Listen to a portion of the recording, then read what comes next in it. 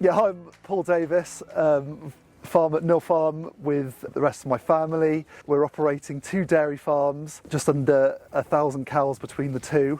We're in northwest Herefordshire doing a spring calving grass-based system, farming about 500 hectares. So could you tell us a little bit about the nutrient balance process that we did with you? Yeah, it's quite a simple and very enlightening process. Effectively, we've got to imagine drawing a line around the whole farm, and then we're trying to record everything that comes into the farm and everything that leaves.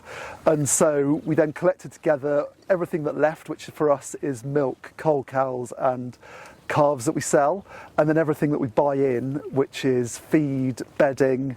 And at that point, what did you think that your nutrient load would be on the farm? So I was a bit apprehensive about it. Obviously, there's a lot of lorries coming onto the farm and a lot of lorries leaving, and I didn't honestly know where the balance would lie. With dairy farming, you do wonder maybe it might be a surplus, and so it was an interesting process to find out. Was there anything that was highlighted as part of that process?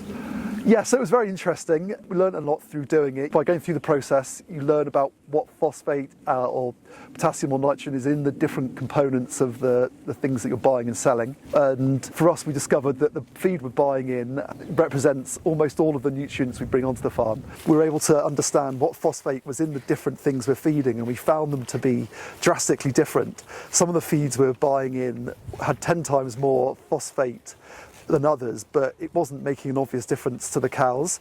So we were able to change what we feed to reduce our surplus in that way. But then it's also asked a lot of questions about why are we buying in the levels of feed that we are, for it then to create a phosphate surplus. And it's caused us to do a lot of thinking about how we can change the amount of feed we're buying in. Do you understand what's led to the phosphate surplus within your system?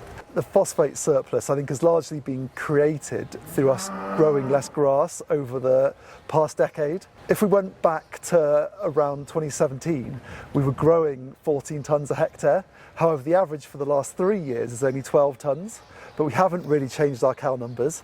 So as a consequence, we've been buying in more feed, and that's what's created the surplus. And you know your surplus because you perform a balance. Could you tell us a little bit more about those figures? Yeah, the surplus that we've got is probably equivalent to the concentrate we buy in for about 10% of the herd. Or similarly, if we grew an extra tonne of dry matter per hectare, we would remove the need for that concentrate, which creates a surplus. And do you think that there is a value to the business to understanding those surpluses or efficiencies? Yeah, absolutely. There's two sides to it, I suppose. One side is from a business efficiency perspective. Obviously, we don't want to be buying in nutrients we're then not going to use. That's got to be an inefficiency. And then from the other side is legislative and rules we're trying to work within. Could be an issue in the future if we're bringing too much phosphate onto the farm. Change in production from making changes from what you learnt through doing a balance? So we've made 2 real changes. Firstly, on the ration we feed to the cows when they're in the winter. And no, there hasn't been a massive difference. We're able to formulate the ration in such a way that changing from a higher to a lower phosphate feed hasn't really made any difference. The other big change we've been making on the farm is how we graze with the taller grass and the longer rotation periods. If anything, we've seen our milk production rise, and potentially the grass we're feeding is better as a consequence. So I know we also identify on farms that manure management is quite a big piece of nutrient management, and could you tell us a little bit about your approach here? We use low emission slurry spreading, so everything's spread with an umbilical and dribble bar. We put slurry bugs in the lagoon to try and make the product a bit more soil friendly. However, to reduce our nutrient surplus, I think we need to work out a way of getting more of the nutrient that's in this slurry off the farm. So it's interesting to me that you really see slurry as a valuable product versus a waste product from the industry. Do you think that more work needs to be done in optimising that on farm? Yeah, for us it is very valuable. We follow behind the cows, and particularly when the weather turns dry in the summer, it can really keep things moving. The thing we need to optimise is how do we keep the nutrients we need, which is the nitrogen, and maybe remove some of the phosphate and potassium.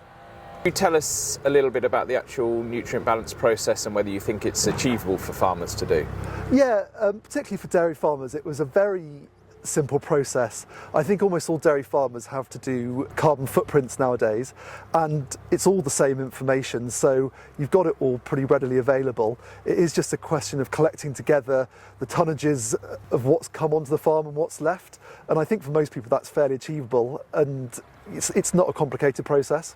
The sharing of the information, is there a value to you for seeing your figures almost benchmarked against other farms? Yeah, absolutely, because the first thing you find out is that potentially you've got a surplus, or maybe you haven't, and then the next question you've got is, well, how does it compare to everyone else? Being able to benchmark against other farms so you can see where you stand is absolutely crucial. And maybe there was slight apprehension beforehand, but now we've got the numbers, I think it's allowed us to have a lot of confidence that we can create a way forward.